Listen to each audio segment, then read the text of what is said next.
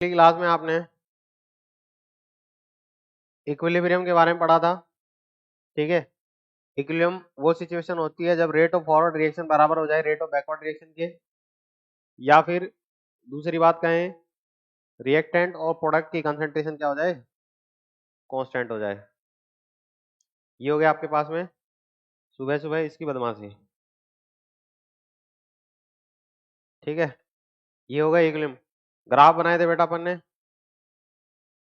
अगर rate versus time के बीच में ग्राफ बनाया जाता है, इस तरह का ग्राफ आता है, उसमें रेट जब बराबर हो जाती है तो ये वाला इक्विलिब्रियम का ग्राफ होता है, ये इक्विलिब्रियम पॉइंट होता है, ये टाइम होता है इक्विलिब्रियम का। इसके अलावा जो भी और ग्राफ बनेंगे वो वाले ग्राफ इक्विलिब्रियम के नहीं होंगे। अगर कंसंट्रेशन वर्सेस टाइम का ग्राफ बनाया जाए, कंसंट्रेशन वर्सेस टाइम का ग्राफ बनाया जाए तो कोई भी ग्राफ बना लो, सब में क्या आ रही है, कंसंट्रेशन क्या हो रही है बेटा, कांस्टेंट हो रही है, तो ये सारे ग्राफ क्या होंगे बेटा, इक्विलिब्रियम के ग्राफ कहलाएंगे। फिर हमने कहा था बेटा फिजिकल और केमिकल इक्विलिब्रियम, दो तरह के इक्विलिब्रियम होते हैं। टाइप्स ऑफ इक्विलिब्रियम के बारे में बात करें, टाइप्स ऑफ इक्विलिब्रियम में फिजिकल इक्विलिब्रियम, फिजिकल इक्विलिब्रियम में बेटा फिजिकल स्टेट चेंज होती है, जैसे पानी आइस का बेटा लिक्विड में कन्वर्ट हो जाना, या फिर कार्बन डायमंड जो है, डायमंड है उसका ग्रेफाइट में कन्वर्ट होना, इसको कहते हैं फेज इक्विलिब्रियम, और इसको कहते हैं एलोट्रोपिक इक्विलिब्रियम। ये दोनों ही एग्जांपल फिजिकल इक्विलिब्रियम के एग्जांपल हैं। केमिकल इक्विलिब्रियम में केमिकल चेंज होता है बेटा, केमिकल रिएक्शन होती है। केमिकल रिएक्शन में अपन ने बहुत सारे एग्जांपल पढ़े थे, ये ऐसे ही है केमिकल इक्विलिब्रियम में। इक्विलिब्रियम के कुछ गुण थे बेटा, इक्विलिब्रियम के कुछ गुण हैं। पहला, इक्विलिब्रियम रिएक्टेंट और प्रोडक्ट दोनों को लेकर के इक्विलिब्रियम को एस्टेब्लिश किया जा सकता है। दूसरा, इक्विलिब्रियम पे rate of forward reaction rate of backward reaction के बराबर हो जाती है। इक्विलिब्रियम पे बेटा इक्विलिब्रियम पे pressure, volume, temperature, number of moles, pH और कलर, ये सब चीजें क्या हो जाती है, कांस्टेंट हो जाती हैं, ठीक है। इक्विलिब्रियम पे डेल्टा जी बेटा जीरो हो जाता है। कैटलिस्ट और विदाउट कैटलिस्ट में हम बात करें तो इक्विलिब्रियम की पोजीशन चेंज नहीं होती है, time to attain equilibrium change हो जाता है। ये इक्विलिब्रियम की पोजीशन विदाउट कैटलिस्ट तो विद कैटलिस्ट हो सकता है, ऐसे आ जाए या फिर लेट में भी आ जाए, ठीक है। फिर उसके बाद में हमने लॉ ऑफ मास एक्शन के बारे में बात की थी। Law of mass action, law of mass action में क्या कहता है, रेट ऑफ फॉरवर्ड रिएक्शन बेटा डायरेक्टली प्रोपोर्शनल होती है active mass is of the reactants, active mass is the reactants raise to power their coefficient. ऐसे ही बैकवर्ड रिएक्शन के लिए लिख देते हैं, हमें पता है इक्विलिब्रियम पे रेट ऑफ फॉरवर्ड रिएक्शन बराबर होती है रेट ऑफ बैकवर्ड रिएक्शन के, तो हमें पास में इक्विलिब्रियम कांस्टेंट की वैल्यू आई थी, forward reaction rate constant divide by backward reaction rate constant is equal to concentration of the reactant raise to power its coefficient divided by concentration of product raise to power its coefficient. On the basis of बेटा active mass को दो तरह से define करते हैं। Active mass होता है, active मास basically दो तरह से रिप्रेजेंट किया जा सकता है। एक्टिव मास बेटा अगर कंसंट्रेशन की टर्म में रिप्रेजेंट किया जाता है तो उसको मोलैरिटी लिखते हैं, मोलैरिटी होते हैं number of moles per unit volume. अगर इसको प्रेशर की फॉर्म में लिखा जाता है, प्रेशर होता है एटीएम में। इसी फॉर्म में अगर एक्टिव मास को दो तरह से रिप्रेजेंट किया जाए तो इक्विलिब्रियम कांस्टेंट भी दो तरह का हो सकता है। Equilibrium constant constant concentration, concentration की टर्म में लिखेंगे तो प्रोडक्ट की कंसंट्रेशन अपॉन रिएक्टेंट की कंसंट्रेशन, प्रोडक्ट की कंसंट्रेशन अपॉन, ये प्रोडक्ट था बेटा, प्रोडक्ट की कंसंट्रेशन अपॉन रिएक्टेंट की कंसंट्रेशन की पावर, ये है। अगर प्रेशर की फॉर्म में लिखना चाहें तो बेटा प्रेशर की फॉर्म में लिख जाएं तो प्रोडक्ट का pressure raise to power its coefficient divide by reactant का pressure, pressure of reactant, pressure of reactant raise to power its coefficient. इस तरह से देखेंगे बेटा इनकी यूनिट अलग अलग आएगी। यूनिट मेजर करने के लिए हमारे पास में मोल पर लीटर की पावर डेल्टा एनजी लिखते हैं। इसमें भी बेटा अगर हमें यूनिट लेनी है एटीएम, एटीएम की पावर डेल्टा एनजी लिखते हैं। केपी और केसी, और केपी और केसी के बीच में जो रिलेशन बताया था मैंने, ये बताया था बेटा KP is equal to KC R T की पावर डेल्टा एनजी। रिएक्शन में डेल्टा एनजी पता कर लेंगे और केपी केसी में रिलेशन निकाल लेंगे, यही बातें हुई थी, ठीक है। इस तरह से आपको जब आपको याद हो जाए तो इस तरह से आपको एक रफ नोटबुक में तुरंत रिवाइज करना है आपको, यही तरीका है चीजों को याद करने का। अगर इतनी तेजी से याद कर पा रहे हो तो आपका ये समझ लो कि फ्लुएंसी आ गई है फिर, ठीक है। चलो आज के सेशन में बेटा हम इक्विलिब्रियम कांस्टेंट को अफेक्ट करने वाले फैक्टर के बारे में बात करेंगे। Factor affecting the equilibrium constant, factors affecting factor affecting the equilibrium constant, equilibrium constant को अफेक्ट करने वाले फैक्टर और application of equilibrium constant, application of equilibrium constant, equilibrium constant के क्या क्या एप्लीकेशन है, और उसके बाद में हम बात करेंगे बेटा degree of dissociation, degree of dissociation, फिर उसके बाद में डिग्री ऑफ डिसोसिएशन के बारे में बात करेंगे। सवाल कितने हो गए थे? 7, 9 सवाल हो चुके थे बेटा। 9वां भी हो गया था, 9th हो गया था, हैं?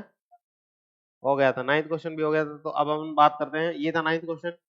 याद होगा बेटा आपको केपी और केसी इसमें इक्वल नहीं है, ये पूछा था। तो अपने को देखना है डेल्टा एन जी जीरो नहीं होना चाहिए जिसमें, तो पहले वाले में भी जीरो है, दूसरे में भी जीरो है, तीसरे में जीरो है, इक्विलिब्रियम डेल्टा एन जी की वैल्यू इसमें जीरो नहीं है, क्योंकि ये सॉलिड है, तो एक रिएक्टेंट है, 2 प्रोडक्ट है गैस के, इसलिए इसका आंसर ये हो गया था। अब हम बात करते हैं factor affecting the equilibrium constant. हालांकि मैंने पहले बताया था इक्विलिब्रियम कांस्टेंट को बेटा 2 चीजें इफेक्ट करती है, या तो स्टोइकियोमेट्री या टेम्परेचर, या स्टोइकियोमेट्री या, अब स्टोइकियोमेट्री और टेम्परेचर किस तरह से अफेक्ट करती है, आइए इसको समझते हैं। Factor affecting the equilibrium constant, factors affecting the equilibrium constant, factors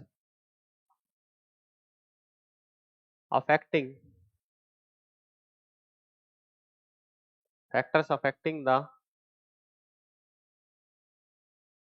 equilibrium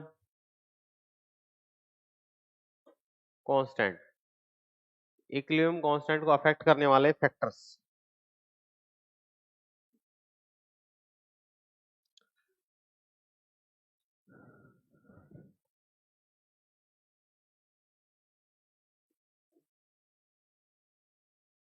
सबसे पहले हम बात करेंगे बेटा स्टोइकियोमेट्री की। किसकी बात करेंगे? स्टोइकियोमेट्री। स्टोइकियोमेट्री अगर बदल जाती है तो इक्विलिब्रियम कांस्टेंट की वैल्यू बदल जाती है। किस तरह से, किस तरह से बदल जाती है, आइए देखते हैं।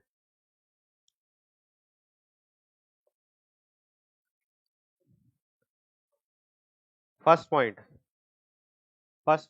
अगर किसी रिएक्शन, ये रिएक्शन दे रखी है बेटा, और इसका इक्विलिब्रियम कांस्टेंट लिखना है, तो क्या होगा बेटा? कंसंट्रेशन की टर्म में concentration of product divide by concentration of reactant, ऐसे लिखा जाएगा। अगर मैंने इस रिएक्शन को रिवर्स कर दिया, इस तरह से लिखा, तो अब नया वाला इक्विलिब्रियम कांस्टेंट किस तरह लिखा जाएगा बेटा? A अपॉन बी, और ये था B अपॉन ए, तो ये बेसिकली रिएक्शन को रिवर्स करने पे क्या है, इसको 1 अपॉन के लिख सकता हूं? अरे हाँ कि ना, इसको पलट देंगे तो 1 अपॉन क्या आ जाएगा ना। इसका मतलब रिएक्शन को मैंने अगर रिवर्स कर दिया तो K की पावर इनवर्स हो गई। रिएक्शन को रिवर्स कर दिया, नया वाला K आएगा, वो पुराने वाले K का इनवर्स होगा, इनवर्सली प्रोपोर्शनल होगा। समझ में आई बात? अगर reaction is reversed then K will be inversed. If reaction is reversed then K is inversed। पहली बात। दूसरी बात यह है, अगर बेटा एक रिएक्शन ले रखी है, A से B तक जा रही है, तो इक्विलिब्रियम कांस्टेंट इसका क्या लिखा जाएगा बेटा? प्रोडक्ट की कंसंट्रेशन अपॉन रिएक्टेंट की कंसंट्रेशन। अगर इस रिएक्शन को मैं किसी नंबर से मल्टीप्लाई कर दूं, इस रिएक्शन को बेटा मैं किसी नंबर से मल्टीप्लाई कर दूं, तो क्या होगा बेटा? नया वाला इक्विलिब्रियम कांस्टेंट जो आएगा, क्या होगा बेटा? B की power n divided by A की पावर n, दोनों की पावर n है, तो इसको मैं इस तरह से लिख सकता हूं बेटा, B अपॉन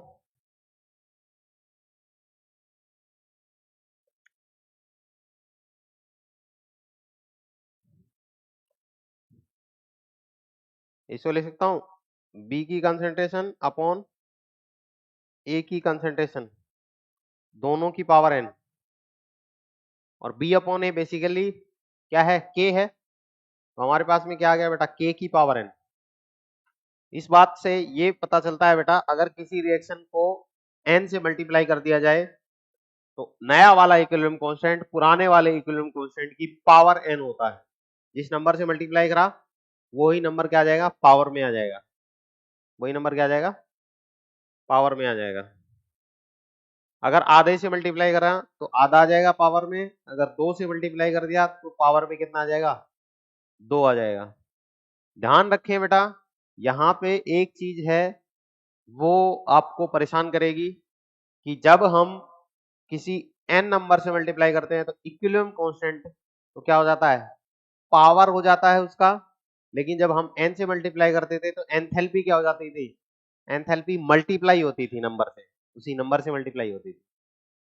समझ रहे हो बात को?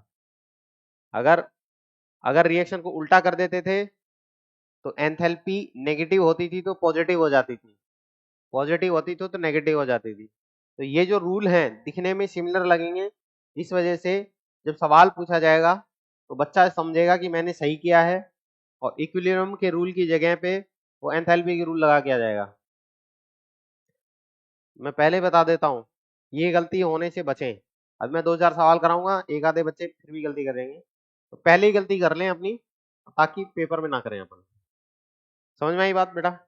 अगर किसी नंबर से मल्टीप्लाई कर देंगे तो नया वाला इक्विलिब्रियम कांस्टेंट आएगा, वो पुराने वाले इक्विलिब्रियम कांस्टेंट की पावर वही नंबर होगा जिस नंबर से आपने इक्वेशन को क्या किया था, मल्टीप्लाई किया था। आधे से मल्टीप्लाई करता तो आधा आ जाएगा, 1 से मल्टीप्लाई करता 1 आएगा, और 10 से मल्टीप्लाई कर दिया तो पावर 10 आएगा। हाँ पता है, आगे बोलो। ये तो हो गया बेटा दूसरा रूल। अब आता है थर्ड रूल। थर्ड रूल क्या कहता है ब्रो? थर्ड ये कहता है अगर एक रिएक्शन है ए से बी हो रही है तो इसका इक्विलिब्रियम कांस्टेंट क्या होगा बेटा, बी अपॉन ए। अगर एक और रिएक्शन हो रही है बेटा,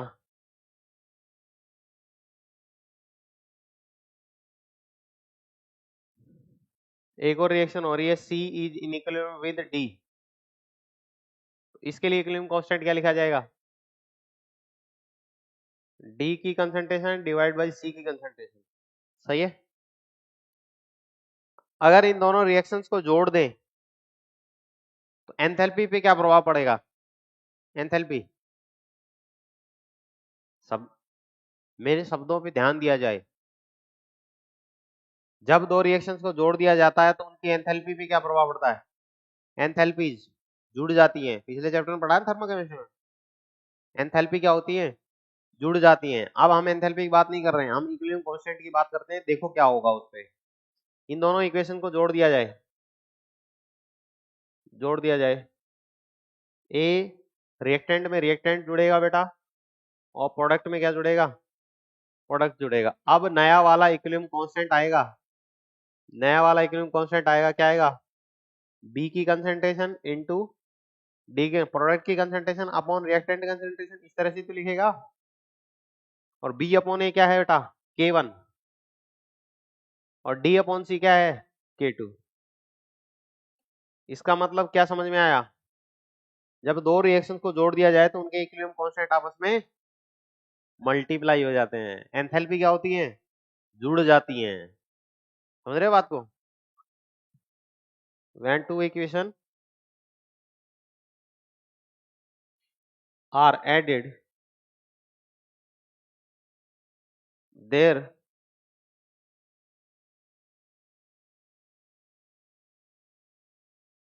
equilibrium constants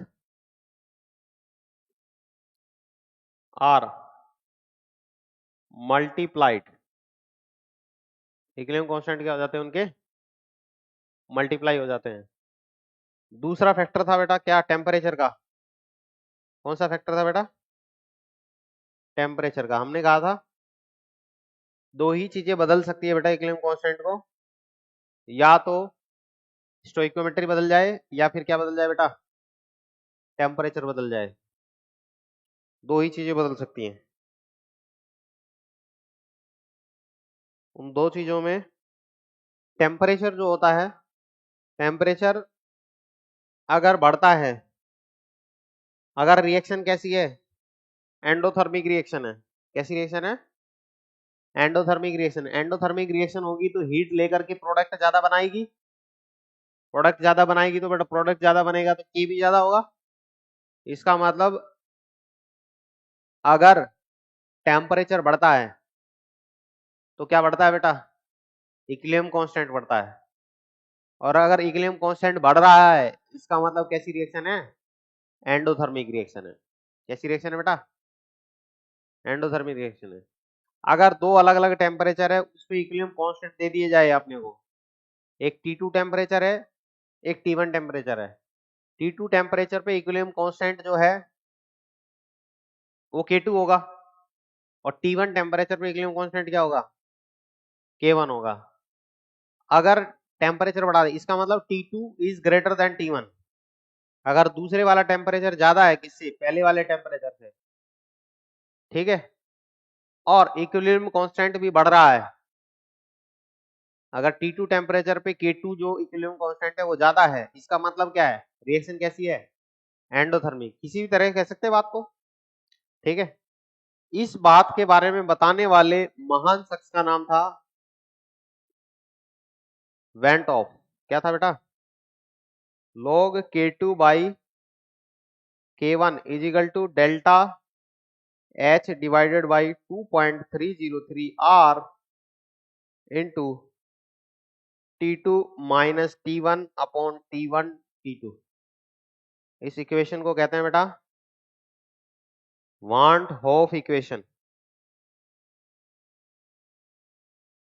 want Hoff equation, अगर बेटा K2 ज्यादा है K1 से, K2 ज्यादा है किससे, K1 से, एट जब T2 ज्यादा हो किससे, T1 से, तो रिएक्शन कैसी होगी, reaction is endothermic. Reaction is endothermic. ऐसा ही किसी का थोबड़ा देखेले लगता है क्या आपको, ऐसी कोई इक्वेशन थी जिसका थोड़ा देखेले लगता है आपको, क्या थी, है? ऐसी इक्वेशन थी कोई, क्या नाम था उसका, नाम था क्लैसियस क्लैपेरॉन इक्वेशन। वेपर प्रेशर और टेम्परेचर के बीच में संबंध बताने वाली इक्वेशन। बस सारा का सारा सौदा सेम था, यहाँ पे वेपर प्रेशर आ रहा था, log V2 by V1 is equal to delta H of vaporization divided by 2.303 R T2 minus T1 upon T1 T2। तो आप कंपेयर करके भी याद कर सकते हैं बेटा, क्लैसियस क्लैपेरॉन इक्वेशन जो होती है वो बताती है डिफरेंट डिफरेंट टेम्परेचर पे डिफरेंट डिफरेंट वेपर प्रेशर के बारे में। वांट ऑफ इक्वेशन बताती है डिफरेंट डिफरेंट टेम्परेचर पे डिफरेंट डिफरेंट इक्विलिब्रियम कांस्टेंट के बारे में। समझ गए बात को, ऐसे यहां पे लिख लेंगे कोरिलेट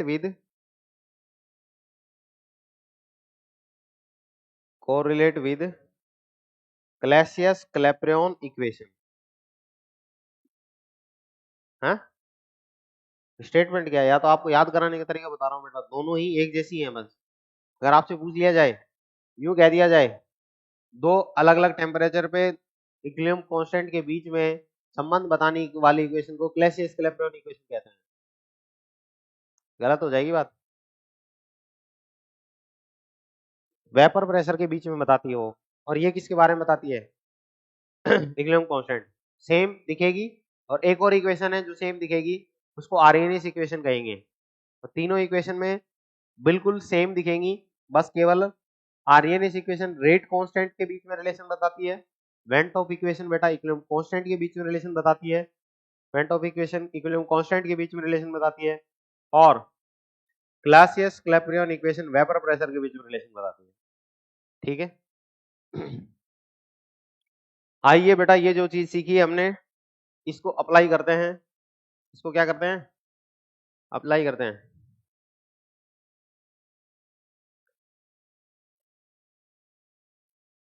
हाँ,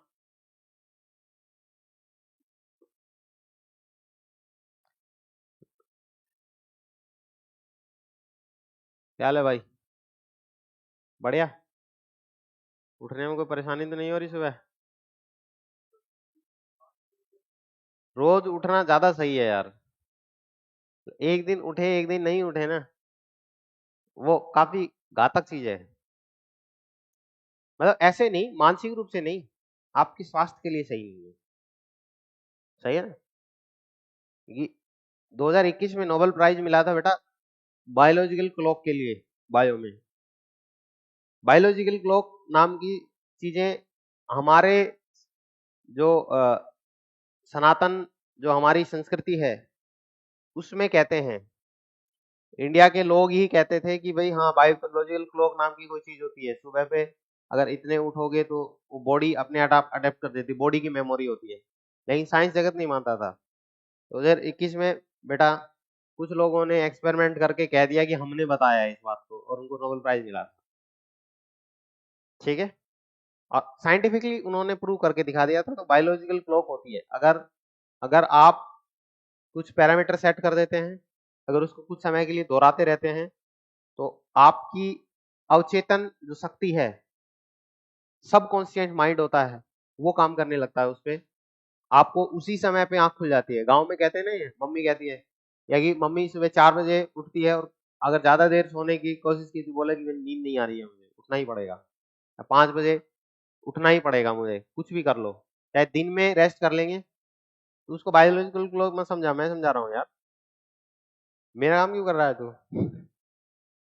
तो सही है, स्टोइकोमेट्री और टेम्परेचर। लास्ट में लिखा है बेटा कि जैसे ये वेंट ऑफ इक्वेशन है, ऐसे ही क्लैसियस क्लैपेरॉन इक्वेशन होती है, जो वेपर प्रेशर और टेम्परेचर के बीच में संबंध बताती है। वो लिख सकते हो, याद कराने के लिए लिखा है ताकि आप कंफ्यूज नहीं हो, क्लैसियस कौन सी है और वेंट ऑफ इक्वेशन कौन सी है। चलो कुछ सवाल करते हैं।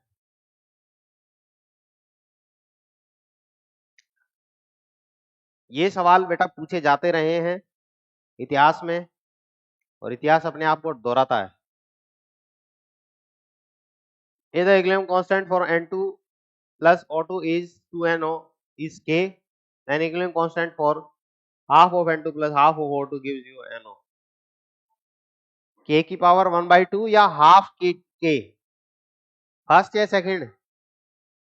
फर्स्ट या सेकंड? अभी हमने पढ़ा था बेटा रूल कि किसी नंबर से हम किसी इक्वेशन को मल्टीप्लाई कर दें, आधे से मल्टीप्लाई कर दिया इस इक्वेशन को मैंने। अगर किसी नंबर से मल्टीप्लाई कर देते हैं तो इक्विलिब्रियम कांस्टेंट की पावर भी क्या हो जाती है, आधी हो जाती है। 2 से मल्टीप्लाई करते तो पावर 2 हो जाता। ये हाफ आगे लिखा हुआ है, ये घातक है इसे, क्योंकि एंथैल्पी में क्या करते हैं, अगर रिएक्शन को आधा कर देते हैं तो एंथैल्पी को आधा कर दिया जाता है। ये ध्यान रखना बेटा। आंसर क्या आएगा?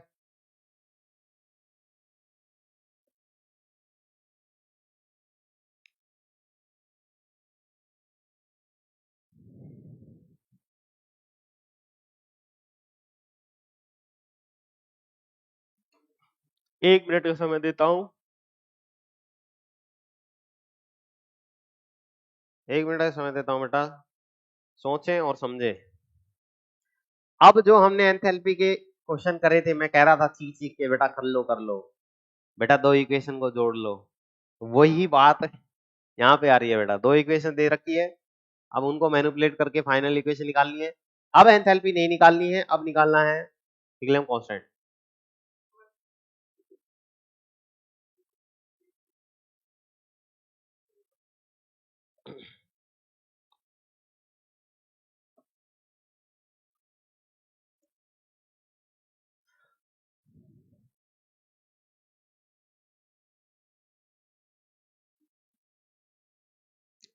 जो सवाल मैं कराऊंगा बेटा इस चैप्टर में, वैसे ही सवाल आप करने की कोशिश करना। उसके अलावा बहुत सारा सवाल दिया जाता है डीपीपी में भी क्वेश्चन, तो उन सवाल पे फोकस कम करना, या फिर ऐसा ही सवाल है तो फोकस ज्यादा करना। ये मेरी गहन रिसर्च के बाद में मैंने इस चैप्टर के सवाल बनाए हैं, सभी चैप्टर के ऐसे ही बनाए हैं। तो आप जो सवाल किए जाते हैं उन पे ज्यादा फोकस रखना बेटा, ठीक है? और वैसे ही सवाल डीपीपी में बिल्कुल ना छूटे आपसे, ठीक है? उसके अलावा कुछ और दे रखा है तो उसमें थोड़ी बहुत गुंजाइश है, लेकिन जैसे सवाल दिए गए हैं उनको नहीं छोड़ना है। देखो भाई क्या बताया आपने, फोर्थ ऑप्शन। बेटा मुझे ये इक्वेशन लानी है और इन दोनों इक्वेशंस का यूज करना है। ऐसे काम हम बहुत कर चुके हैं, बहुत देखे हमने ऐसे इक्वेशंस। नहीं बेटा अपने को क्या चाहिए, XCO4 चाहिए। XCO4 है कहीं पे? हाँ यहाँ पे है, सेकेंड इक्वेशन में है, रिएक्टेंट साइड में है और रिएक्टेंट में ही चाहिए मुझे। तो इसके लिए इक्विलिब्रियम कांस्टेंट है K2। K2 अब मुझे चाहिए बेटा 2HF। क्या चाहिए? 2HF कहीं है? यहाँ पे है 2HF। अब 2HF है, इस इक्वेशन को बेटा मैं क्या करना पड़ेगा, रिवर्स करना पड़ेगा। रिवर्स करेंगे तो K की वैल्यू इनवर्स हो जाएगी। इसका मतलब अगर इसका इक्विलिब्रियम कांस्टेंट K1 है, ये आ जाएगा 1/K1। अब ये इधर की तरफ आ गया। अब इन दोनों इक्वेशंस को जोड़ना है, दो इक्वेशंस को जोड़ देते तो इनका इक्विलिब्रियम कांस्टेंट आपस में मल्टीप्लाई हो जाता है। तो K2/K1, K2/K1 आंसर आ जाएगा 4। सही है। अब जो इक्वेशन जोड़ना घटाना सीखा था वो यहाँ पे काम आ रहा है, बस रूल बदल गए। जंग का मैदान वही है, शेर बदल गया है।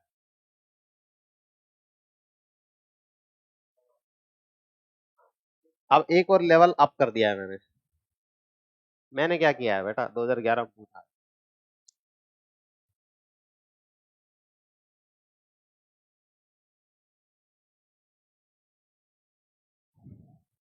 पहली वाली इक्वेशन के लिए इक्विलिब्रियम कांस्टेंट K1 दे दिया, दूसरी वाली इक्वेशन के लिए K2 दे दिया। बताइए तीसरी इक्वेशन के लिए इक्विलिब्रियम कांस्टेंट क्या होगा?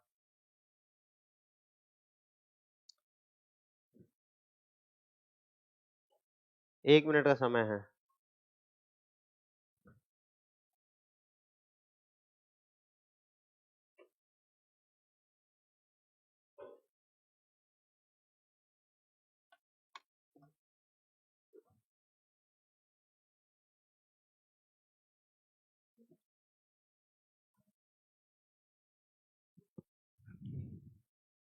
समझने लग गए हो यार मेरी भाषा को तुम?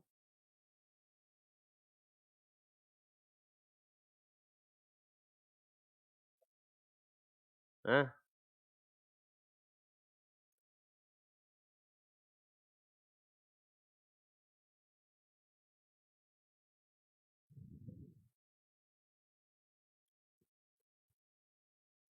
दोनों इक्वेशन को इस तरह से व्यवस्थित करें ताकि फाइनल इक्वेशन आ जाए, और जो जो ऑपरेशन लगेंगे, ऑपरेशन लगाने बस किसके, इक्विलिब्रियम कांस्टेंट वाले, एंथैल्पी वाले मत लगा देना बेटा।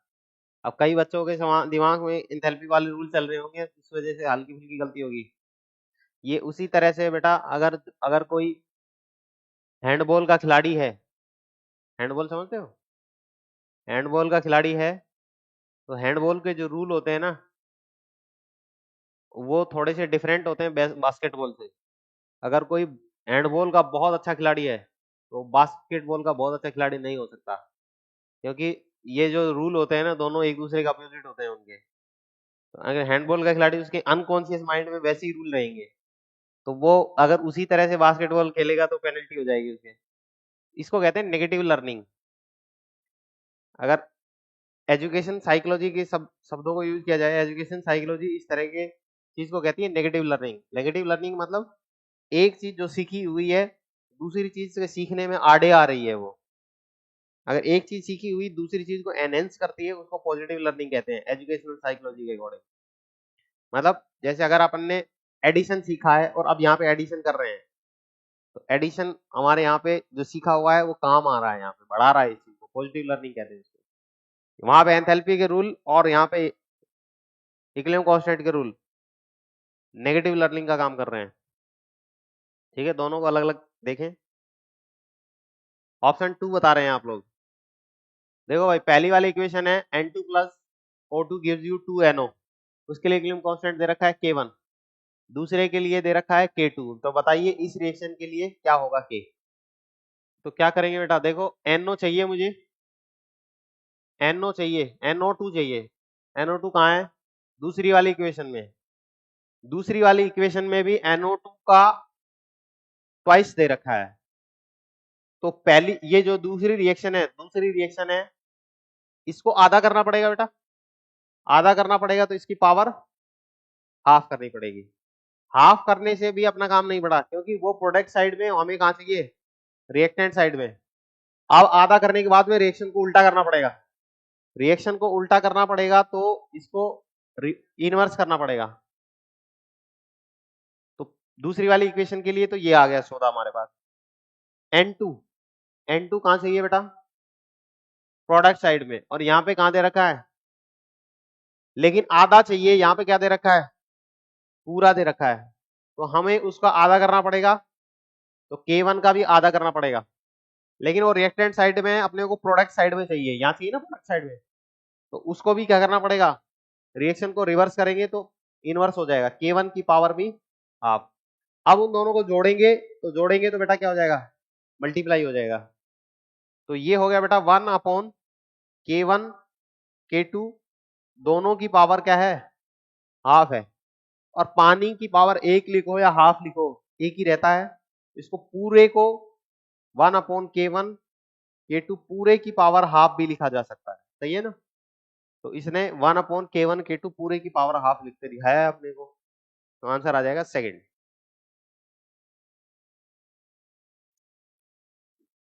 अब ये नंबर के रूप में पूछ लिया है सवाल, और ये तो तुरंत ही कर दोगे आप। के ना दे करके वैल्यू 8 दे दी,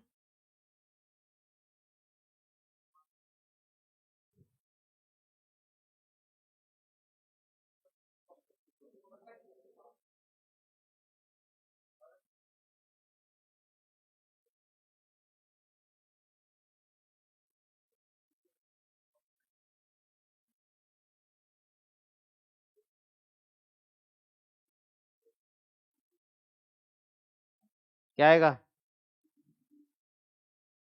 किसी का थर्ड भी आ रहा है।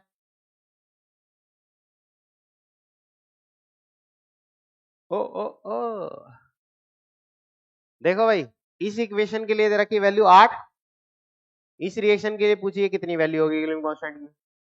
अरे ये वाली इक्वेशन में अपने को HI दिया हुआ है रिएक्टेंट में, और हमें कहां चाहिए, प्रोडक्ट में, और प्रोडक्ट में भी कैसे चाहिए बेटा, डबल पावर का, हमारे पास में क्या है, सिंगल पावर का। तो इस इक्वेशन को पहले 2 से मल्टीप्लाई करना पड़ेगा। अगर इस इक्वेशन को 2 से मल्टीप्लाई करेंगे तो पावर क्या हो जाएगी, 2 हो जाएगी बेटा, इक्विलिब्रियम कांस्टेंट की पावर क्या हो जाएगी, 2 हो जाएगी। अब ये यहाँ पे 2 हो गया है, अब रिएक्टेंट में आओ, हमें कहां चाहिए, प्रोडक्ट में, तो रिएक्शन को रिवर्स करते ही ये इनवर्स हो जाएगा। ये कितना हो जाएगा बेटा, 1/8^2, 1/8 into 8, 1/64। ठीक है, डिटेल में नहीं करेंगे बेटा, ऐसे सवाल 10 से 12 सेकंड में हो जाने चाहिए, ठीक है ना, 10 से 12 सेकंड में हो जाएंगे, तो ये टाइम बचाएंगे अपना, है न्यूमेरिकल। लेकिन अपन ने एक ऐसा तरीका खोज दिया कि चंद लम्हों में ही हो जा रहा है ये सवाल, लिखना नहीं पड़ेगा बहुत ज्यादा। नहीं तो पहले वो लिखते, फिर उल्टा करते, 2 से मल्टीप्लाई करते, फिर इक्वेशन को लिखते, फिर उसको रिवर्स करते, फिर इनवर्स करते, ऐसे थोड़ी करेंगे, अपने को समय की किल्लत है।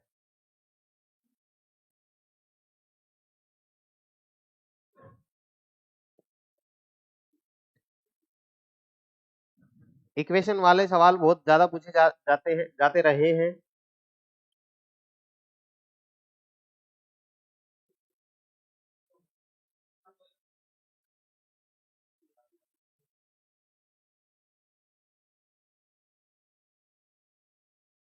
दूसरी वाली इक्वेशन के लिए K1 की फॉर्म में लिखना है आपको, K2 को मत देखो, बस K2 को मत देखो, K1 को ही देखते रहो, हैं।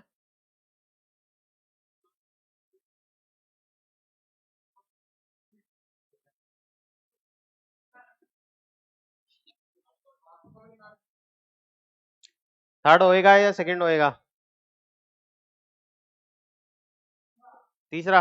देखना बेटा, इसमें NO2 चाहिए पहले मुझे, पहली वाली इक्वेशन में NO2 दे रखा है, लेकिन यहाँ पे 2 चाहिए और वहां पे क्या है, 1 है। यहाँ पे इसको 2 से मल्टीप्लाई करने पड़ेगी इस इक्वेशन को, तो K1 को की पावर 2 हो जाएगी बेटा, 2 से मल्टीप्लाई करना है। अब ये 2 NO2 आ गया, अब इसको उल्टा करना है, उल्टा करना है तो उल्टा करते ही 1/K1 की पावर 2 हो जाएगा, ये इक्वेशन आ गई। इस इक्वेशन के लिए K2 क्या दे रखा है, इक्विलिब्रियम कांस्टेंट K2 दे रखा है, तो K2 is equal to 1/K1 का स्क्वायर। ऐसे ध्यान रखिए बेटा, आसान तरीका ये है, जब किसी दूसरी इक्वेशन में बताना हो, अगर मल्टीप्लाई कर रखा तो पहले मल्टीप्लाई करें, रिवर्स करने की बजाय पहले मल्टीप्लाई कर लें, तो चीजें आपके दिमाग में व्यवस्थित रहेंगी, ठीक है ना, ज्यादा उफान नहीं आएगा। अगर यहाँ पे 2 चाहिए तो पहले इक्वेशन को मल्टीप्लाई करो, बाद में इन्वर्स करना, ठीक है, आसान तरीका ये है, मैंने बता दिया। एक लास्ट सवाल देखें बेटा, जो 2017 में पूछा गया था, 2007 में सीबीएसई के जो AIPMT कंडक्ट कराते थी, उसमें पूछा गया था।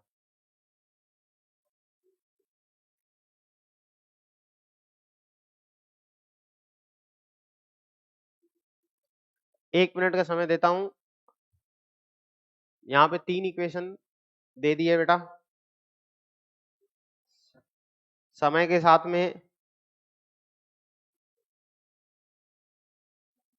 साथ में ये माना जाता है कि बुद्धि तेज हो जाती है, तो जैसे जैसे समय बढ़ता गया बेटा, सवाल भी टफ होते चले गए, ठीक है।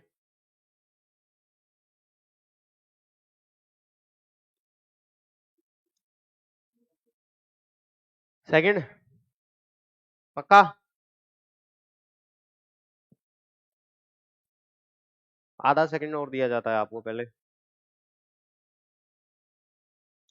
मिनट, आधा सेकंड में मैं उसेन बोल्ट समझ रहा था वो शायद, है ना। हाँ।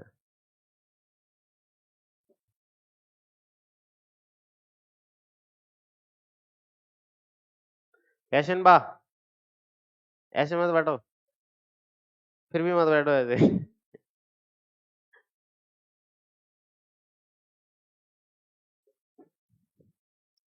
देखो ब्रो, पहली ये वाली इक्वेशन चाहिए मुझे, यहाँ पे क्या है बेटा, 2NH3 है, मुझे 2NH3 चाहिए, इस रिएक्शन को, ये प्रोडक्ट साइड में, मुझे रिएक्टेंट में चाहिए, तो रिएक्शन को उल्टा करना पड़ेगा, तो इसका मतलब 1/K1 हो गया। अब मुझे O2 चाहिए, O2 तो दोनों में, O2 के बारे में बात मत करो, बुरी बात है।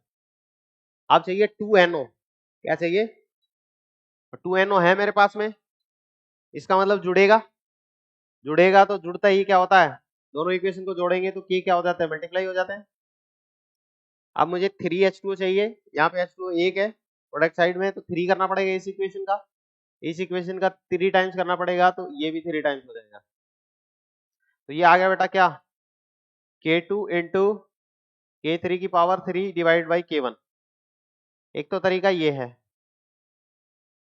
अब और भी सस्ती चीजें बताता हूं आपको, सस्ती चीजें कैसे है भाई, मुझे 2NH3 चाहिए रिएक्टेंट साइड में, इसमें चाहिए, और मेरे पास में 2NH3 कहाँ है, मुझे रिएक्शन को उल्टा करना पड़ेगा, इसका मतलब K1 आएगा नीचे की तरफ, K1 नीचे की तरफ कहां पे आ रहा है, इसमें आ रहा है, इसमें आ रहा है, इसमें आ रहा है, तो ये तो गया एक बात। दूसरी बात, K2 है इधर ही चाहिए, और इसको, इसका मतलब मल्टीप्लाई करना पड़ेगा, इसका मतलब K2 आएगा ऊपर और बिना किसी पावर के, K2 आएगा ऊपर और बिना किसी पावर के, K2 आएगा ऊपर बिना किसी पावर के, K2 आएगा ऊपर बिना किसी पावर के, तो ये उड़ गया। अब ये आएगा प्रोडक्ट साइड में, 3 से मल्टीप्लाई करना, K3 आएगा ऊपर और पावर कितनी आएगी, 3, K3 ऊपर आएगा और पावर आएगी 3, K3 आएगा ऊपर और पावर आएगी 3, ठीक है। तो हमने इक्वेशन को, इसको लिखने की भी जरूरत नहीं पड़ी हमें, बस हमने क्या किया, और सस्ता माल मिल गया अपने को, ठीक है, समझ में आया बेटा। ये है, क्या नाम है, इसको कहते हैं एलिमिनेशन मेथड, एलिमिनेट करते हुए चले गए आप। अब जो जो बच्चा वीडियो देखेगा उसी को समझ में आएगा कि मैंने कैसे किया है, अदरवाइज नोट्स नोट्स को देखेगा तो उसको लगेगा हाँ यही बताया होगा, ठीक है, समझ गए बात को। अब हम एप्लीकेशन के बारे में पढ़ते हैं, application of equilibrium constant, equilibrium constant के क्या एप्लीकेशन है, application of application of equilibrium constant.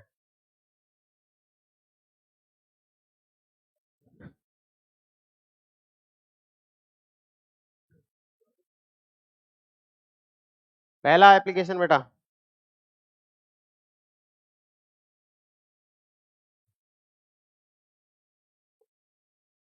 ये पहली बात, इक्विलिब्रियम कांस्टेंट बेटा स्टेबिलिटी ऑफ रिएक्टेंट और प्रोडक्ट की स्टेबिलिटी के बारे में बताता है। किसके बारे में बताता है बेटा? स्टेबिलिटी ऑफ रिएक्टेंट और प्रोडक्ट। कैसे बताता है देखिए, स्टेबिलिटी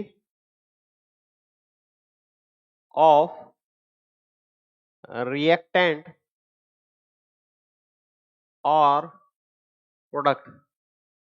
रिएक्टेंट और प्रोडक्ट में कोई रिएक्शन दे रखी है, इक्विलिब्रियम वाली रिएक्शन, उसमें अगर इक्विलिब्रियम कांस्टेंट दे रखा है, उसकी वैल्यू मात्र से ही हम ये बता सकते हैं कि रिएक्टेंट ज्यादा स्टेबल है, प्रोडक्ट ज्यादा स्टेबल है। जैसे जैसे आपने को बताया, अगर एक रिएक्शन हो रही है,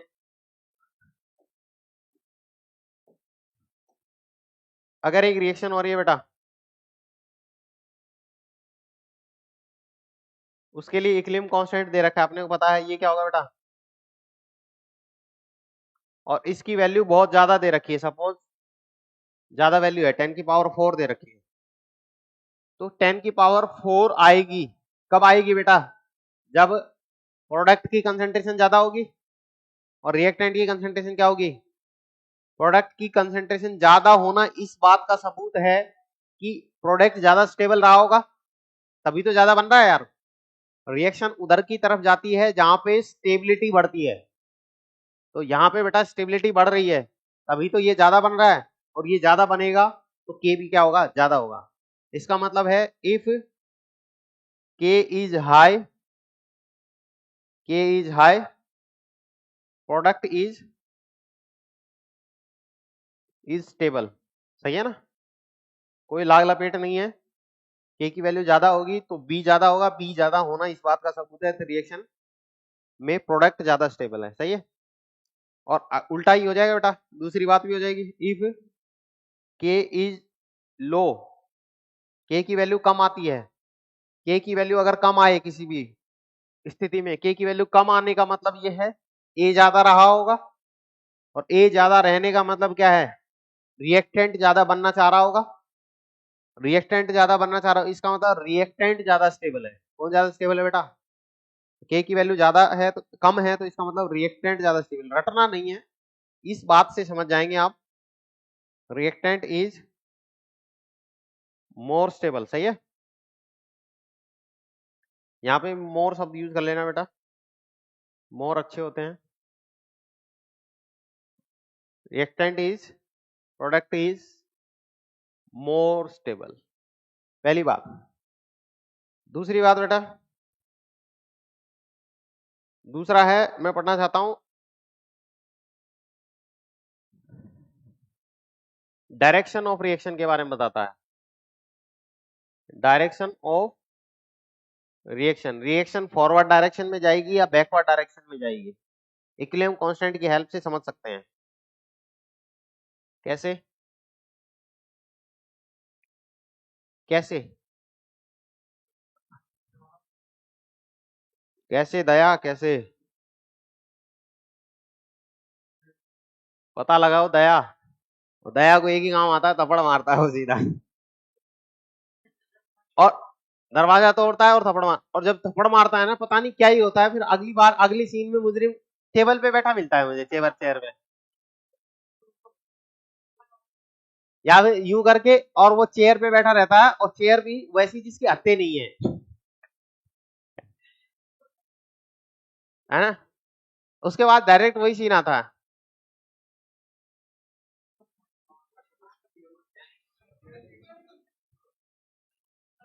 उसकी एक्टिंग भी ठीक थी, उसका जीवन कितना आसान रहा होगा। जॉब एकदम सिंपल है, लात मारने की प्रैक्टिस करनी है, थप्पड़ मारने की प्रैक्टिस करनी है बस। डायरेक्शन ऑफ रिएक्शन, ए और बी जो है, ए और बी है, अगर यहां पे इक्विलिब्रियम नहीं आया है, when equilibrium is not obtained,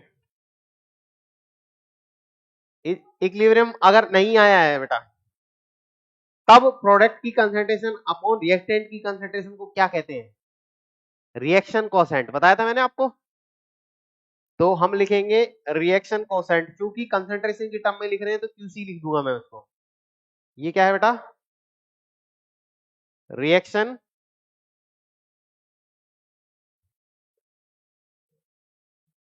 quotient.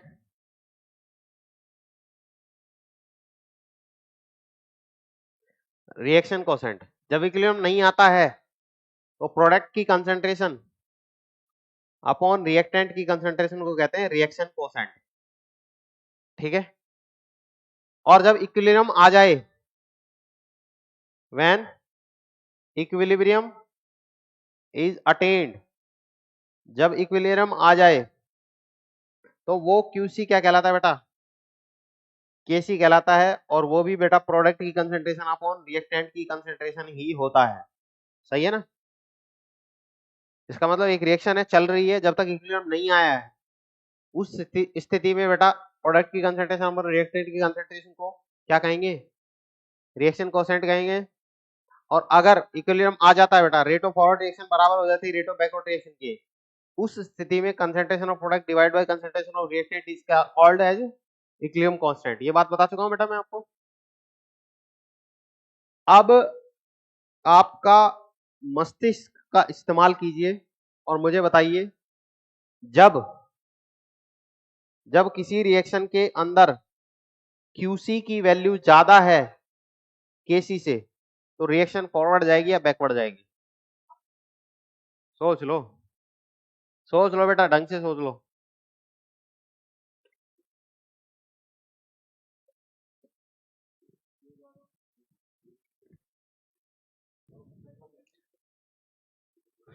विवेक और बुद्धि का इस्तेमाल करो बेटा। सुनो, अब रिएक्शन में क्या हमेशा इक्विलिब्रियम पे आके rate of forward reaction backward reaction बराबर होगी? इसका मतलब हमेशा वैल्यू को के पे पहुंचना है। किस पे पहुंचना है बेटा? के पे पहुंचना है। अगर के पे पहुंचना है, इसका मतलब क्यू प्रोडक्ट की वैल्यू अभी ज्यादा है रिएक्टेंट से क्यूसी में, और पहुंचना कहां पे है इसको? इस वाली स्थिति पे। इसका मतलब यहां पे इसकी वैल्यू कम होनी है, इसका मतलब बी को कम होना पड़ेगा। और बी कब कब कब कम हो सकता है बेटा? जब रिएक्शन बैकवर्ड डायरेक्शन में जाए।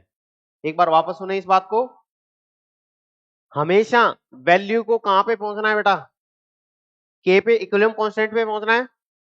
इसका मतलब इसकी इसकी वैल्यू, जो भी वैल्यू दे रखी है कि उसको कम होना पड़ेगा बेटा। क्यूसी की वैल्यू को कम होना पड़ेगा, तभी तो के पे जाके पहुंचेगी। और क्यूसी की वैल्यू कब कम हो सकती है बेटा? जब किसको कम किया जाए? बी को कम किया जाए या फिर ए को बढ़ाया जाए, तभी हो सकता है ये काम। और बी कम होगा और ए बढ़ेगा, बी कम होगा और ए बढ़ेगा, ये इस बात का सबूत है कि रिएक्शन को बैकवर्ड डायरेक्शन में जाना पड़ेगा। क्योंकि हमेशा रिएक्शन किस पे पहुंचना चाहती है? के पे पहुंचना चाहती है। तो रिएक्शन जाएगी किस पे बेटा? बैकवर्ड डायरेक्शन में। बैकवर्ड डायरेक्शन में जाएगी reaction. Reaction moves reaction moves toward backward direction. सही है। अब दूसरी बात का तो राज खुल गया है आपके सामने, मैं क्या करूं? QC is less than KC। QC is less than KC, इसका मतलब KC बड़ा है और QC क्या है? कम है।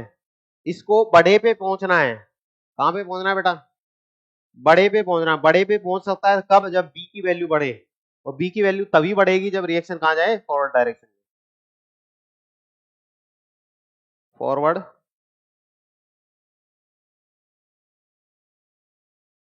डायरेक्शन। अगर QC बराबर KC है, डर गए थे क्या तुम? मजा आया? QC बराबर KC है तो रिएक्शन किस ना तो बैकवर्ड ज्यादा जाना पसंद करेगी ना फॉरवर्ड, दोनों रेट बराबर होंगे, जितनी बैकवर्ड जा रही है उतनी ही फॉरवर्ड जाएगी, इसका मतलब इक्विलिब्रियम इज प्रेजेंट। क्या प्रेजेंट है बेटा? इक्विलिब्रियम प्रेजेंट है। तीसरी बात,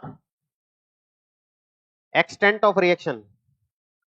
तीसरी बात है बेटा extent of reaction. Extent of reaction, reaction कितनी होना चाहती है बेटा? क्या रिएक्शन पूरी होना चाहती है? क्या रिएक्शन 50% होना चाहती है, 100% होना चाहती है?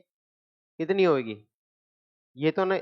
अगर क्वालिटेटिव बताना चाहें तो क्या रिएक्शन में बहुत ज्यादा प्रोडक्ट प्रेजेंट रहेगा या बहुत ज्यादा रिएक्टेंट प्रेजेंट रहेगा? बहुत ज्यादा प्रेजेंट रहेगा प्रोडक्ट, इसका मतलब रिएक्शन क्या है?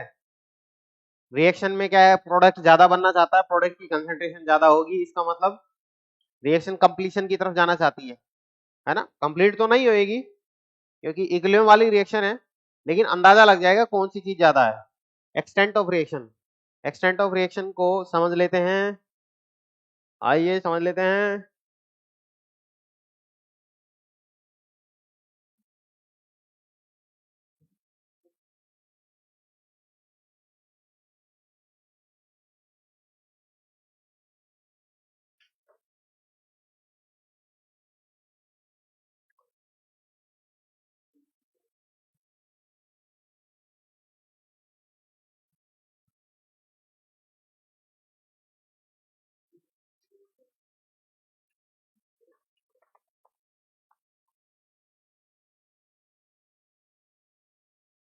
हाँ तुम इस चीज ताली पढ़ा, मैं पढ़ा रहा हूँ उसमें नहीं, तुम्हें ये डायग्राम में मजा आ गया, तुम्हें केवल डायग्राम में मजा आ रहा है।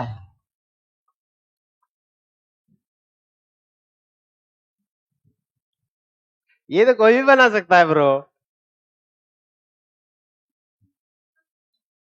इक्विलिब्रियम एक्सटेंट ऑफ रिएक्शन, अगर इक्विलिब्रियम कांस्टेंट की वैल्यू बेटा, इक्विलिब्रियम कांस्टेंट की वैल्यू, इक्विलिब्रियम कांस्टेंट की वैल्यू 10 की पावर 3 या उससे ज्यादा है, उससे ज्यादा है, 10 की पावर 3 या उससे ज्यादा है, इसका मतलब क्या है? बहुत ज्यादा प्रोडक्ट बन रहा होगा। क्या होगा? वैल्यू ज्यादा आ रही है ना बेटा, वैल्यू ज्यादा कब आ सकती है? जब प्रोडक्ट बहुत ज्यादा बन रहा हो, और प्रोडक्ट बहुत ज्यादा बन रहा हो इसका मतलब रिएक्शन है product favourable, reaction is product favourable. कैसी फेवरेबल? किस तरह में विश्वास करती है बेटा? प्रोडक्ट बनाने में विश्वास करती है, reaction is product favourable.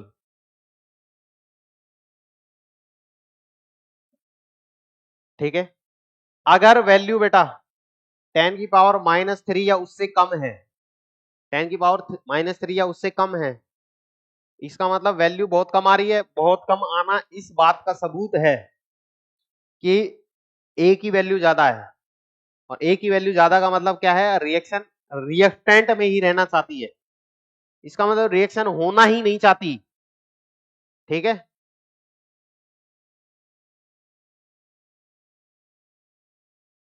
Reaction rarely occurs,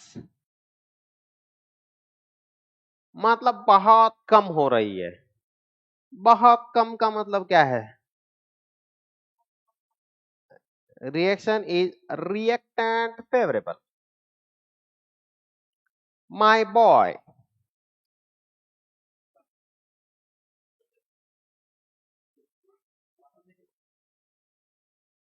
reactant favourable है अगर वैल्यू इन दोनों के बीच में लाई करती है, वैल्यू इन दोनों के बीच में लाई करती है, इसका मतलब ठीक ठाक बढ़िया इक्विलिब्रियम प्रेजेंट है, गुड इक्विलिब्रियम इज प्रेजेंट।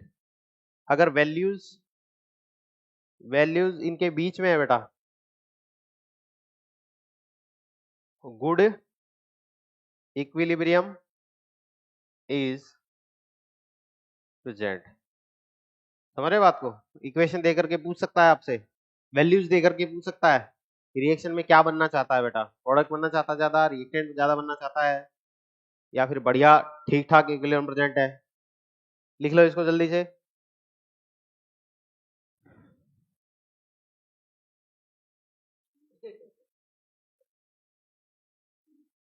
ये कोई मरने की हालत में रहा तो उसको पहले फार्म भरना जरूरी है क्या?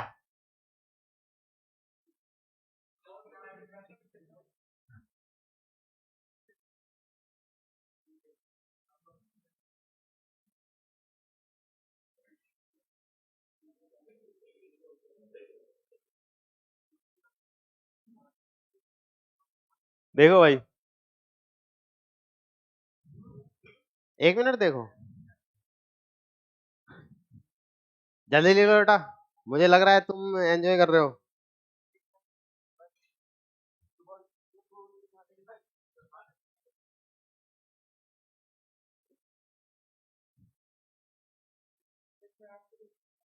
क्या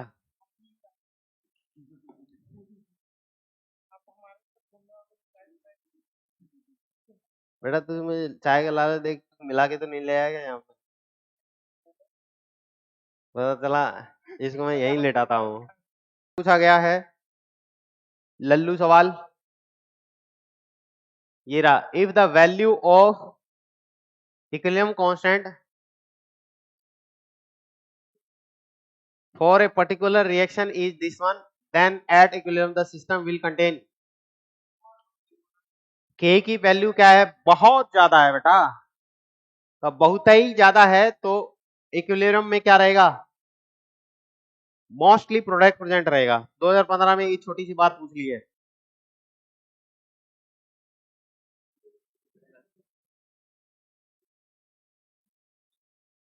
The equilibrium constant for a reaction at 500 Kelvin and 700 Kelvin are this one and this one. The reaction is slow, fast, endothermic, exothermic. कैसी रिएक्शन है बेटा? एंडोथर्मिक,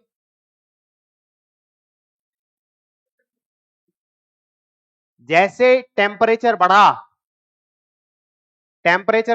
तो इक्विलिब्रियम कांस्टेंट की वैल्यू बढ़ी, इक्विलिब्रियम कांस्टेंट की वैल्यू बढ़ रही है, इसका मतलब प्रोडक्ट बढ़ रहा है, इसका मतलब टेम्परेचर बढ़ाने पर प्रोडक्ट की वैल्यू बढ़ रही है, टेम्परेचर बढ़ाने पर रिएक्शन हो रही है, टेम्परेचर बढ़ाने पर प्रोडक्ट की वैल्यू बढ़ने का मतलब यही है, टेम्परेचर बढ़ाने पर रिएक्शन आगे की तरफ बढ़ रही है, और टेम्परेचर बढ़ाने पर कौन सी रिएक्शन आगे की तरफ बढ़ती है बेटा?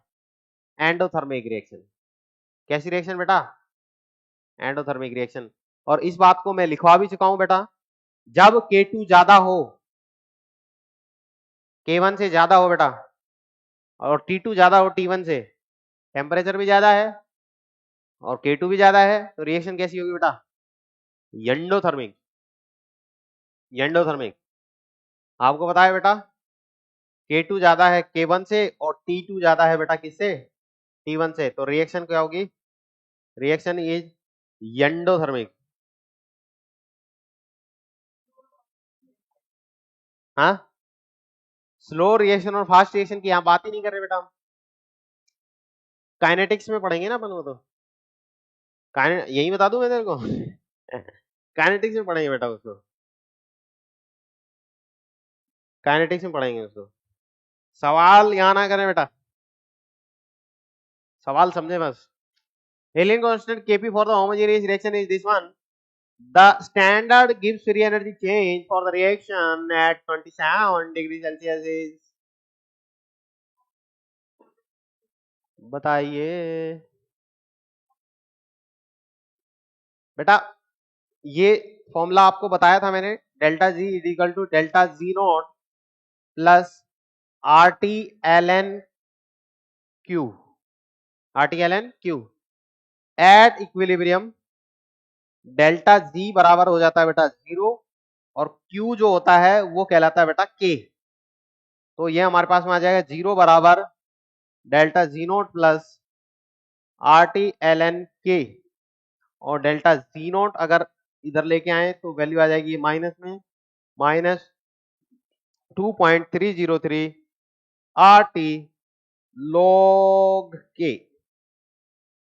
ये फॉर्मूला मैं पहले भी लिखवा चुका हूं, अब यही फॉर्मूला बेटा आपको अप्लाई करना है। एक सवाल मैंने पिछली क्लास में भी कराया था इस फॉर्मूले पे, एक सवाल यहाँ पे भी करा देता हूं। क्या आंसर आएगा?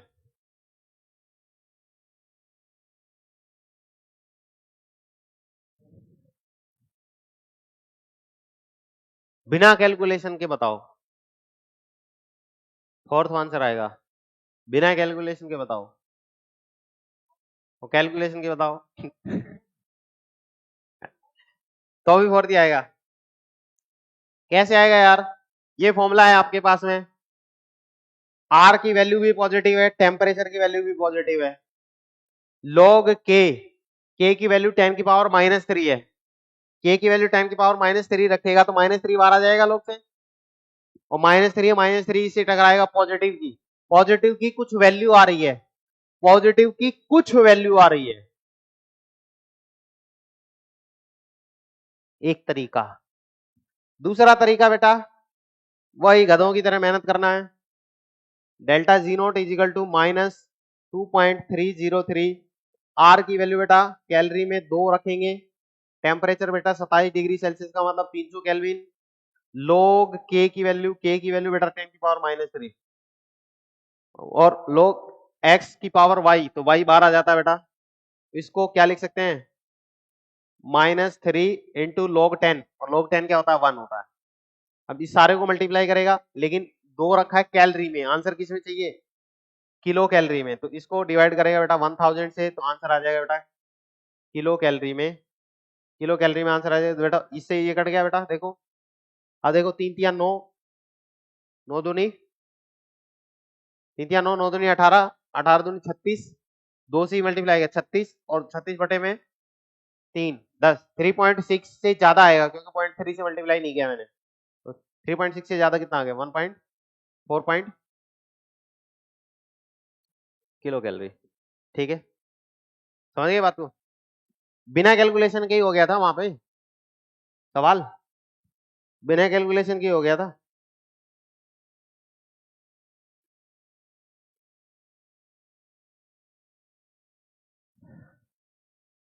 The reaction quotient for the reaction N2 plus 3H2 gives you 2NH3 is given by, Q की वैल्यू दे रहे हैं, reaction will proceed right if, reaction forward direction में जाएगी कब,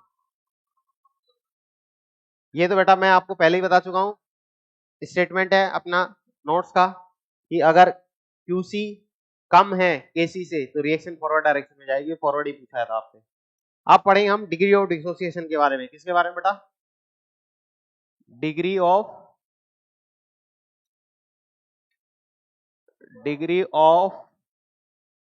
dissociation.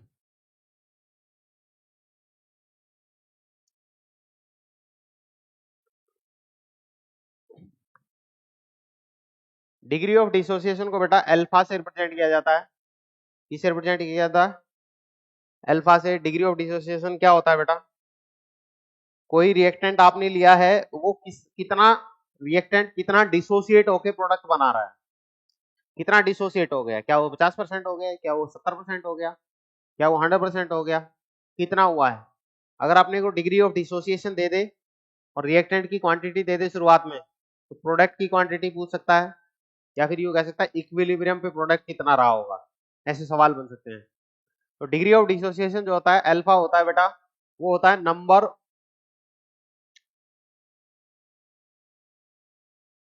Of moles, number of moles dissociated, number of moles dissociated, number of moles dissociated upon initial moles, upon initial moles, कि शुरुआत में कितने मोल थे और कितने डिसोसिएट हो गए, उनका जो रेशियो है बेटा, dissociated mole to the initial mole का रेशियो ही अल्फा कहलाता है, जिसको डिग्री ऑफ डिसोसिएशन कहते हैं। इसका भेद कुछ समय में खुल जाएगा बेटा, और काफी इंटरेस्टिंग बातें हैं यहाँ पे, आइए समझें।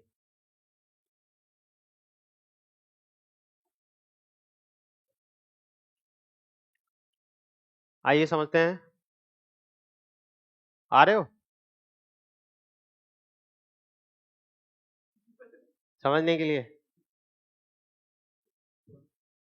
ए is in equilibrium with B, B के साथ इक्विलिब्रियम में बेटा, अगर रिएक्शन नहीं हुई है T इज इक्वल टू 0 पे शुरुआत में पूरे ध्यान से समझ लेना बेटा, पूरे ध्यान समझ लेना यार।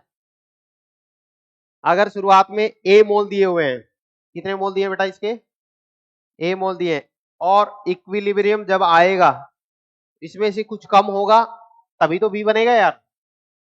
अगर इसमें से कुछ कम हुआ, मान ला मैंने शुरुआत में इसमें से A माइनस एक्स हो गया बेटा, पूरे ध्यान से समझना, इसका कोएफिशिएंट एक ही है, तो यहाँ पे x बनेगा। तो ये हो गए क्या है, ये क्या है बेटा, मोल्स है। क्या है, मोल्स। मोल्स ही लिख रहा हूं बेटा मैं, शुरुआत में मोल्स है, इक्विलिब्रियम पे मोल्स है। अगर अपने को अब अल्फा की फॉर्म में लिखने हैं मोल, किसकी फॉर्म में लिखने हैं, अल्फा। अल्फा क्या होगा बेटा, अल्फा होगा बेटा मोल्स डिसोसिएटेड। कितने डिसोसिएट हुए हैं बेटा, एक्स डिसोसिएट हुआ है। और शुरुआत में कितने थे, इनिशियल मोल ए था। तो यहां से अपने पास में एक्स की वैल्यू हो जाएगी, X is equal to A alpha. मैं जो मेथड समझा रहा हूं बेटा, वो किताब में अलग मिल सकता है कुछ, या फिर कहीं और पढ़ोगे तो अलग मिल सकता है। इस पैटर्न को फॉलो करोगे तो आपके सारे सवाल आसानी से होंगे। ठीक है ना, कंफ्यूज नहीं होना है, इसी को पढ़ना है। इक्विलिब्रियम पे T is equal to equilibrium पे, इक्विलिब्रियम पे देखो, अगर अल्फा की फॉर्म में लिखना है ए माइनस ए अल्फा, और ये क्या आ गया बेटा, ए अल्फा आ गया ना। एक्स की जगह क्या लिख दूंगा, ए अल्फा लिख दिया, ए माइनस एक्स की जगह क्या लिख दिया, ए अल्फा। अल्फा की फॉर्म में आ गया अपना आंसर, मोल्स। अगर अपने को अल्फा की वैल्यू दे रखी है, शुरुआत के मोल दे रखे हैं, तो हम प्रोडक्ट बता सकते हैं कितना बनेगा। सही है ना। तो ये हो गया एक छोटा सा नमूना। आइए थोड़ा सा एक और बड़ा एग्जांपल लेने की कोशिश करते हैं कि ए है, सपोज 2a है, वो इक्विलिब्रियम में है साथ में किसके साथ, 3b के साथ में। किसके साथ में, 3b के साथ में इक्विलिब्रियम में है। तो क्या होगा बेटा, अगर t इक्वल टू 0 पे मैंने सपोज a मोल माने हैं, इसके कितने मोल माने बेटा, a मोल माने, तो t इक्वल टू इक्विलिब्रियम पे क्या होगा बेटा, a माइनस 2x ना कोफिशिएंट है, उससे मल्टीप्लाई करके लिखा है मैंने। और यहां पे कितना बनेगा, 3x। कितना बनेगा, 3x। x घटने वाली क्वांटिटी मान ली, और 2x इसमें से घट गया, तो कितना बनेगा, 3x बनेगा। ये मैंने यहां पे लिखा है और ये यहां पे लिखा है। सही है। अगर अल्फा की फॉर्म में लिखना चाहूं, कितना डिसोसिएट हुआ बेटा, 2x डिवाइड बाई इनिशियली कितना था, डिवाइड इनिशियली a था। तो यहां से क्या लिख सकता हूं बेटा, 2x बराबर a अल्फा, और x बराबर क्या होगा, a अल्फा बाई 2। तो अगर t इक्वल टू इक्विलिब्रियम में अल्फा की फॉर्म में लिखना चाहूं इन बातों को, तो a minus 2 into A alpha by 2, तो ये a अल्फा ही आ जाएगा। अरे a माइनस 2 इंटू एक्स की वैल्यू क्या है यार, a अल्फा बाई 2 है, तो 2 से 2 कट गया, a माइनस ए अल्फा ही तो आया यार, a माइनस ए अल्फा आया। यहाँ पे कितना आएगा बेटा, 3 इंटू एक्स की वैल्यू कितनी है, a अल्फा बाई 2, तो ये वैल्यू आई आपके पास में 3/2 a अल्फा। सही है, 3/2 a अल्फा। एक और एग्जांपल लेते हैं बेटा, 2a is 2a plus b is in equilibrium with 3c, ऐसे लिख दिया मैंने। ठीक है। अब t इज इक्वल टू 0, इसको सपोज मैंने माना a है, और ये मान लिया मैंने b है। ठीक है, कुछ अलग अलग वैल्यू हो सकती है दोनों की यार। t is equal to equilibrium पे अगर अपने से कह दिया a में से कुछ घट गया है, तो क्या घटेगा, a माइनस 2x होगा बेटा, तो b माइनस क्या होगा, x होगा। भाई x के फॉर्म में दे रखा है ना, a में से कुछ घट गया, तो ये इसका कोफिशिएंट कितना आ गया, 2 आ गया। इसका 1 है, 1 इंटू एक्स, और यहां पे कितना बनेगा, 3x बनेगा। सही है। ये तो क्या हुआ, जब अपने से ये कहा कि a में से कुछ घटा है। रुक जा, ठीक है। अगर अपने को किसकी फॉर्म में पूछे बेटा, अल्फा पूछे, अल्फा दिया हो किसका, a का अल्फा दिया हो, जरूर थोड़ी अपने को b का अल्फा दे, a का भी अल्फा दे सकता है।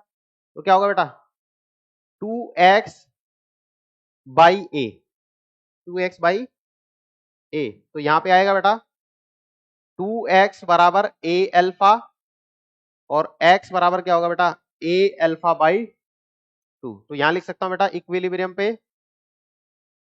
ए माइनस ए अल्फा, तो ये आएगा इसका b minus A alpha by 2 और ये है 3/2 ए अल्फा। सही है ना, 3 लिख दिया, बाई 2 है, ए अल्फा है, ए अल्फा लिख दिया। ये तो है जब अपने को इसकी वैल्यू घटा करके दी जाए। अगर अपने से यूं कह दिया जाए बेटा कि बी में से कुछ घट रहा है, तो t इजिकल टू इक्विलिब्रियम पे लिखेंगे बेटा b माइनस सपोज y है, b में से कुछ वैल्यू घट रही है। क्वेश्चन में b का फॉर्म में भी दे सकता है कि भाई a और b दिए गए थे, b में से कुछ घट रहा है, तो बताओ a कितना होगा, c कितना होगा। तो b में से मैंने कुछ घटाया दिखाया है, तो b में से जिस तरह से हमने b में लिखा है बेटा, b में से कुछ घटा है, ऐसे ही क्या होगा a माइनस 2y। बिल्कुल सही पकड़े हैं। जैसे ये इसके साथ खेल किया था वैसा का वैसा खेल कर रहा हूं यहाँ पे। b, हालांकि इसकी जरूरत आपको पड़ेगी नहीं कभी भी, एक ही बात है वो, उसको आगे लिख लूंगा तो एक ही बात हो जाएगी वो।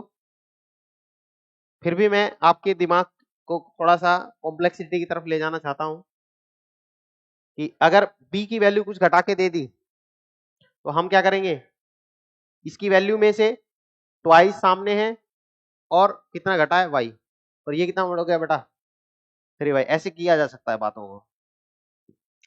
अभी हम क्या कर रहे हैं बेटा, हर दफा अल्फा के फॉर्म में लिखने के लिए मैंने बीच में ये एक स्टेप ऐड किया है।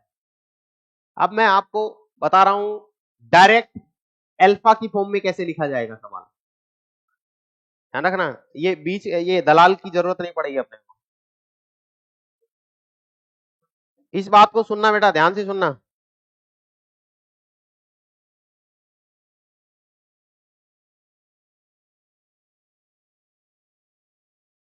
इस बात को ध्यान से सुनना।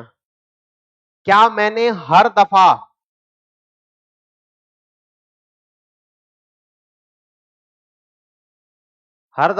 फर्स्ट वाली term a minus A alpha ही लिखी है क्या, फिक्स कर रखी है क्या मैंने?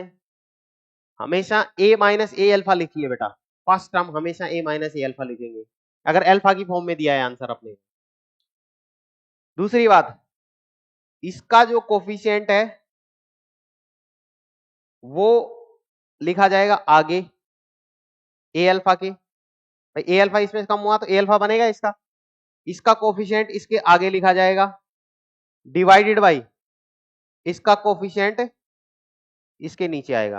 अब दोनों 1 1 ही है तो इसलिए ए अल्फा ही आया है आंसर। इधर देखो ए अल्फा तो फिक्स है ही, और यहां से ए अल्फा टूटेगा तो ए अल्फा ही बनेगा, लेकिन कितना बनेगा, इसका कोफिशिएंट इसके आगे और इसका कोफिशिएंट इसके नीचे।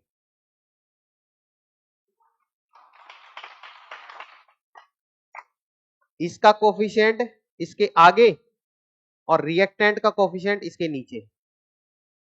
अब समझ गए, ये हमेशा पहले वाला जो है फिक्स रहेगा, जिसके फॉर्म में घटा रहा है उसके फॉर्म में फिक्स रहेगा।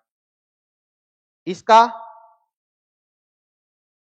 ये तो शुरुआत में इसका तो बी है ही, और ए अल्फा इसमें से कम हुआ है तो इसमें से भी कम होगा बेटा, रिएक्टेंट है ना दोनों, तो इसमें से 1 इसके आगे आ गया और इसका कोफिशिएंट इसके नीचे आ गया।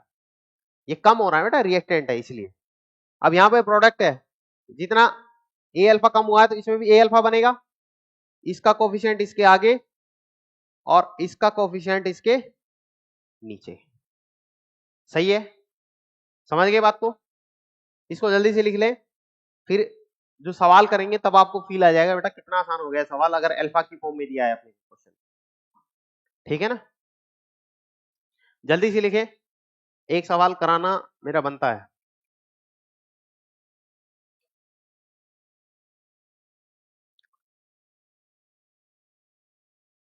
ठीक है,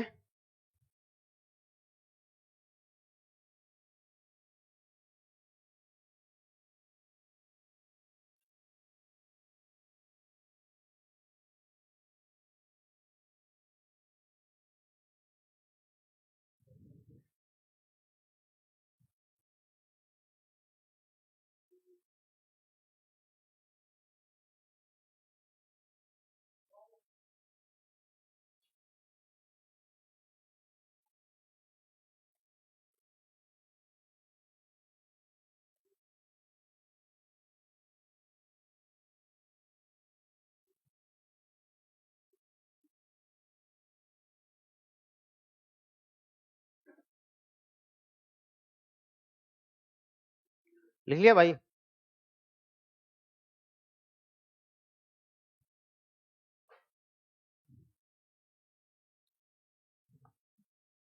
जमाए मत, जमा जमा के मत लिखे, जल्दी जल्दी।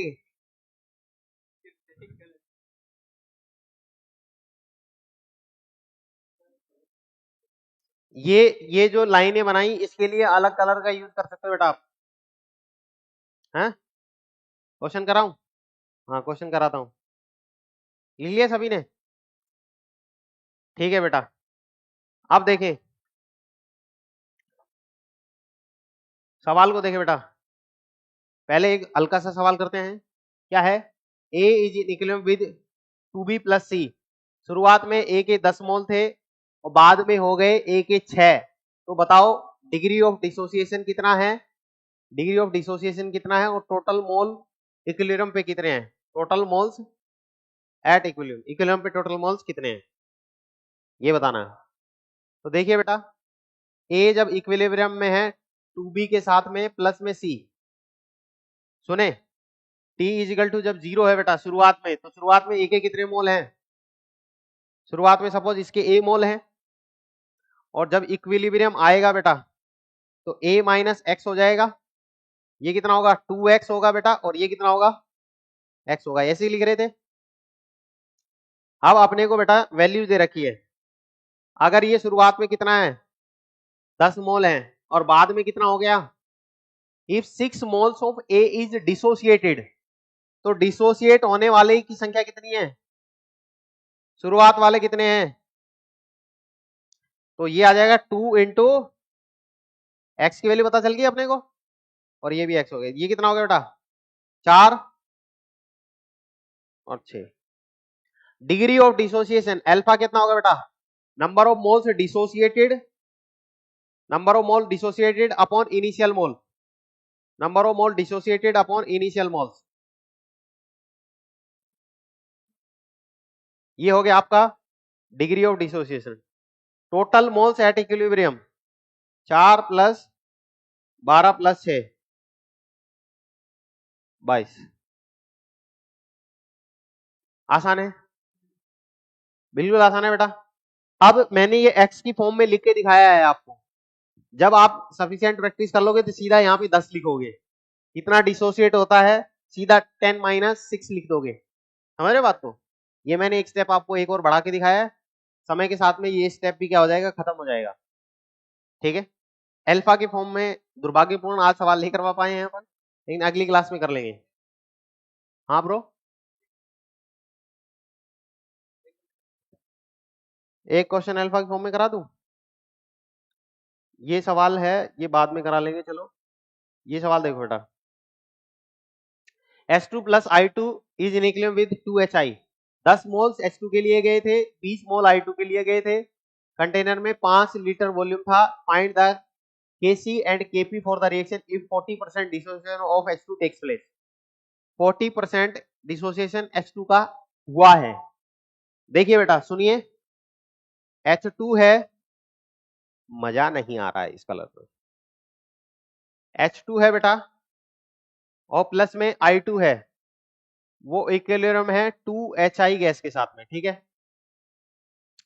T इजिकल टू 0 पे बेटा ये A है, और इसकी वैल्यू अलग दे रखी है, B है। एक A है और एक B है, दोनों सेम वैल्यू थोड़ी है। अब क्या कह रहा है? 40% dissociation of H2 take place. किसका डिसोसिएशन? H2 का हुआ है। तो T इजिकल टू इक्विलिब्रियम पे A minus A alpha. Alpha दिया है ना बेटा, डिग्री ऑफ डिसोसिएशन, तो A माइनस A अल्फा लिखा जाएगा। क्या लिखा जाएगा बेटा? और B माइनस A अल्फा, क्योंकि इसका कोफिशिएंट भी 1 है और इसका कोफिशिएंट भी डिवाइडेड में 1 है। समझ रहे हो बात को, जो मैंने वहां पे कहा था? और ये कितना बनेगा? A अल्फा ही बनेगा, इसका कोफिशिएंट 2 है और इसका कोफिशिएंट 1 है। देखो इसके शुरुआत में कितने मोल दिए गए हैं? 10। इसके कितने दिए गए हैं? 20। ये कितना हो गया बेटा? डिग्री ऑफ डिसोसिएशन 40%, तो अल्फा कितना हो गया बेटा? 40% का मतलब कितना हो गया बेटा? 0.4,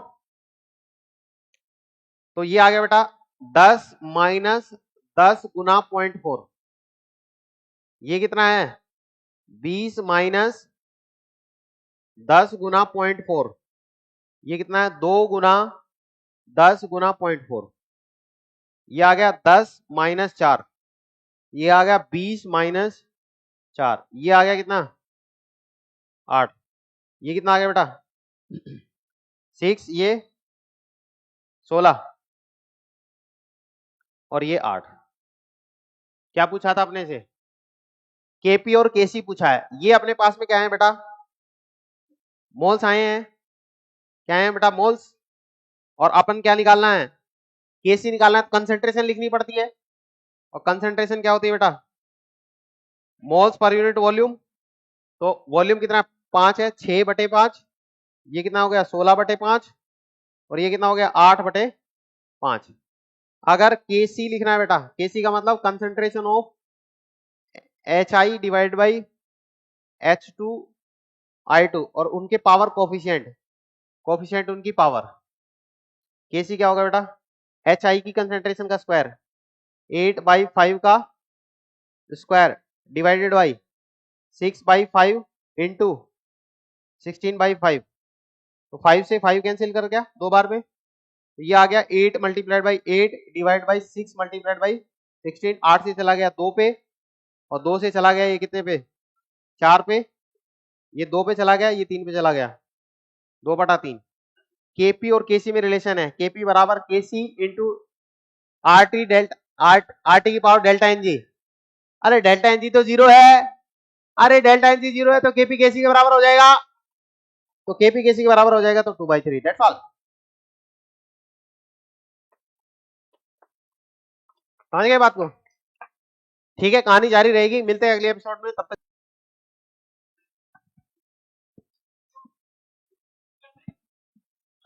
संडे को मूंगफली खाएंगे बैठ के, रेवड़ी गजक और मूंगफली, और अलावे जो आग के पास बैठ करके।